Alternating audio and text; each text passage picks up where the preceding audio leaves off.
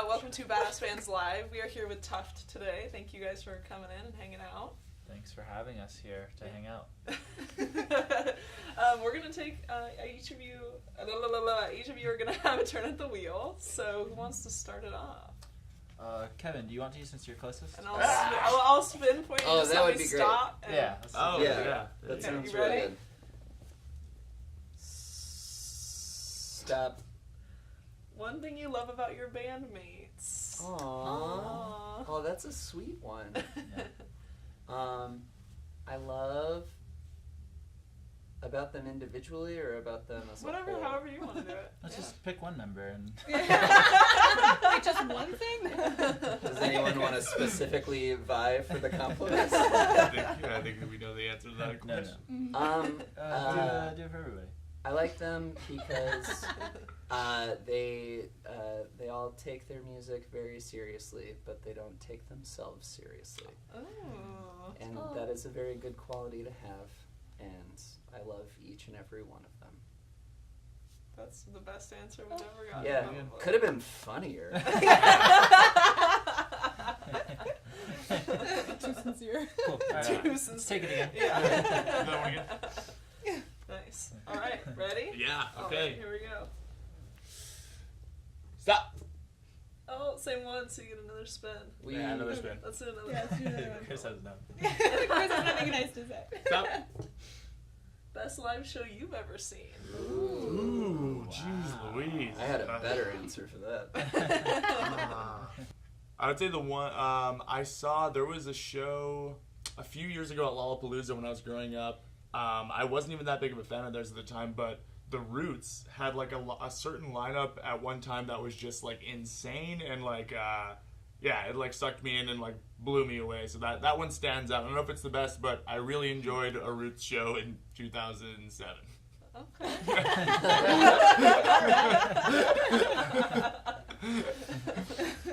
All right, Roxy, you ready? I'm ready. All right, here we go. Shotgun it. Stop. Record talk. Ooh. So, favorite record and why? Oh boy. Or maybe just one you never get tired of listening to. Okay, this is my. I think it's Sandinista by The Clash. Nice. Yeah, Clash is my favorite band, and that record is great because it kind of broke them out of like the punk genre into like doing a lot more like world music stuff and disco and reggae and kind of a mix of a bunch of random genres, and it was cool to see that versatility, like coming from like a punk background where everybody's just kind of like, we're learning our instruments and we don't care what we sound like. But yeah, it was like such a growth of the band and of what they do, and I just love it. Nice. All right, Kasey, you're up. All right, let's do it. Ready? Yep.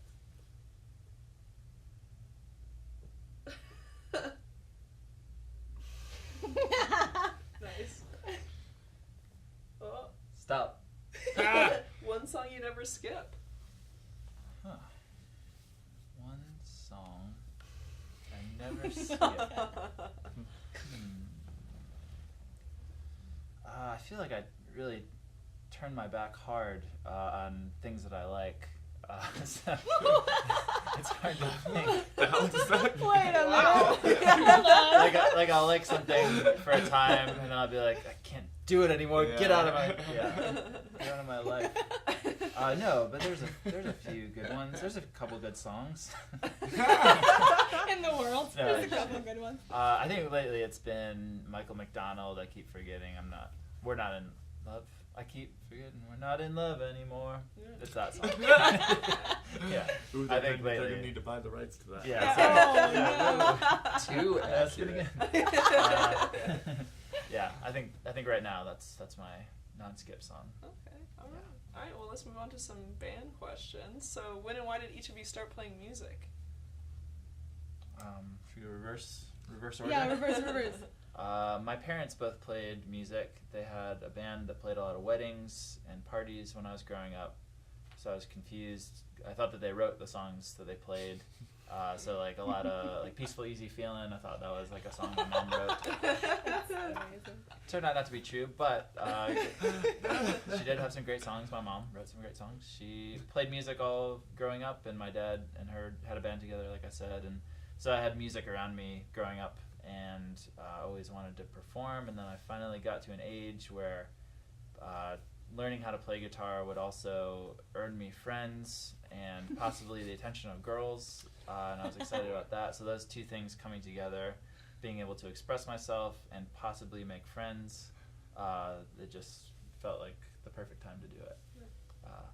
So that's why I started. How about you, Roxy? I started because I was listening to Green Day, and I was like, this is cool. I feel cool when I listen to this. I bet I could try and do this.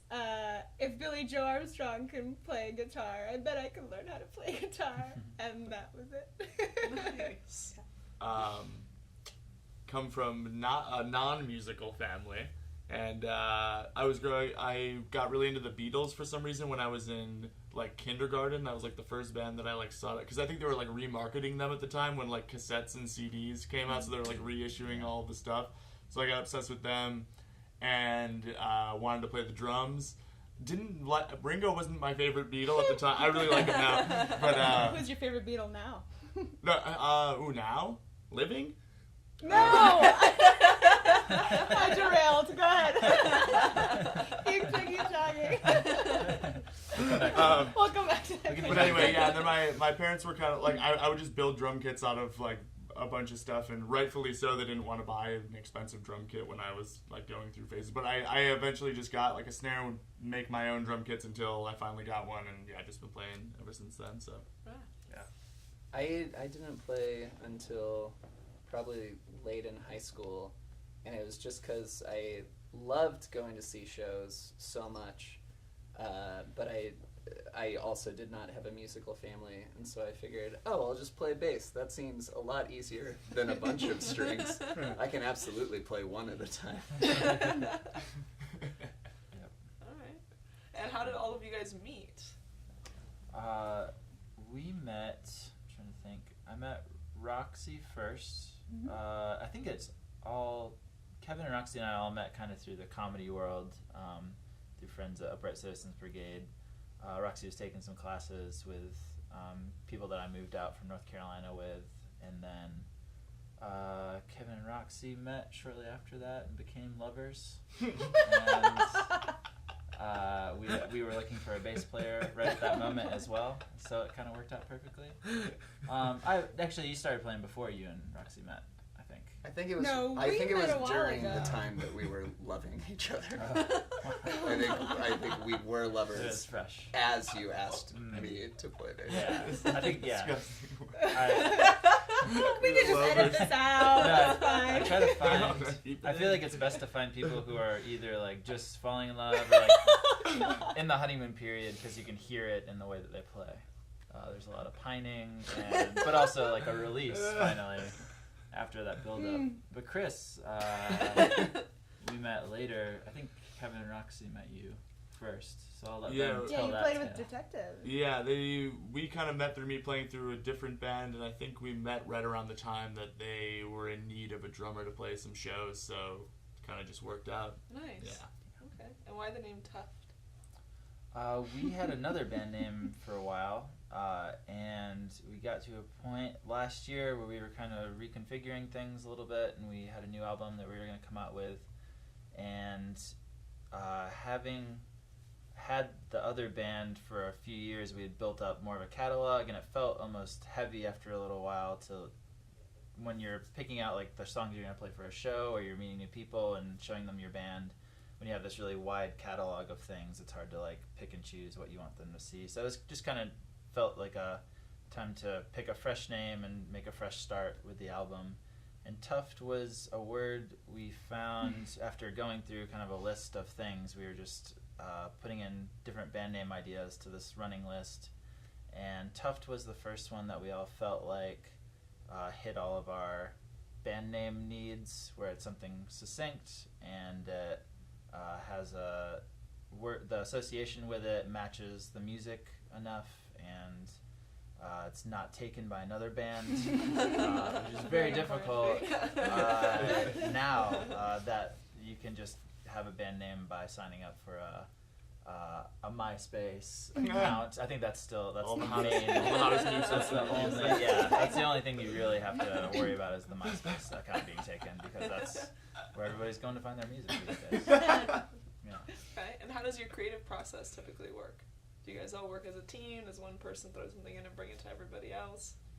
I think we're kind of at a new place right now, because the last album we wrote as Hi Ho Silvero, our old band, and I sort of bring the skeleton of the song and have the lyrics written and the idea of how the structure will work, and then we all kind of fill it in and flesh it out at practice. But we're writing new songs right now, and we're kind of refiguring that out, I guess. I think it's similar, but it might be more collaborative.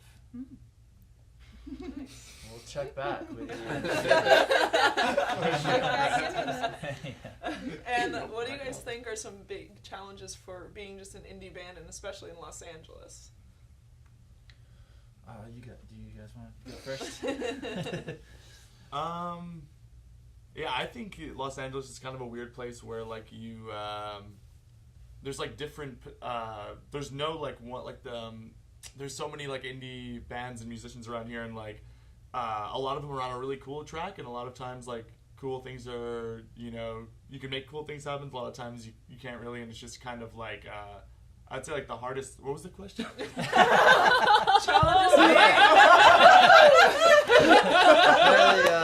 This is it. This is the biggest challenge. The biggest challenge as an independent musician in Los Angeles is answering that question. Because there's so many options. It is, What I was trying to get at was that there's like, it's not like one succinct kind of scene, you know? Yeah. Like it's very scattered, and you kind of have to create your own world or find the worlds you like. But once you do kind of find like the like little smaller sects of people that you like, it can be really fun. But yeah, it's just kind of a lot of different stuff going on. It's hard to find. It feels like the great thing about Los Angeles is that people move out here a lot of times because they're very like creatively driven, and they have something that they want to express, and so they come here to do that. Like then on the flip side, everyone has to work so hard in order to do that because there's so much competition, and it's expensive to live here too, and so you end up kind of like feeling a little disconnected maybe from the people in your creative community. So I think that's one thing maybe we're searching for a little bit still, is we have a good community of friends. We're just looking to like strengthen that, and because that's something that I liked in North Carolina when I lived there. It's a really tight community of musicians, and you end up kind of trading ideas with people and just seeing them out in the world more. And so trying to strengthen that a little bit here in Los Angeles too. So I think that's a really important part of making music. All right, last question, guys. So you have an album that came out in April, and what do you guys have going on for the rest of this year? Do you guys have any plans next week? Trying to get to the beach, really. It's hot right now, but we know it's not going to last.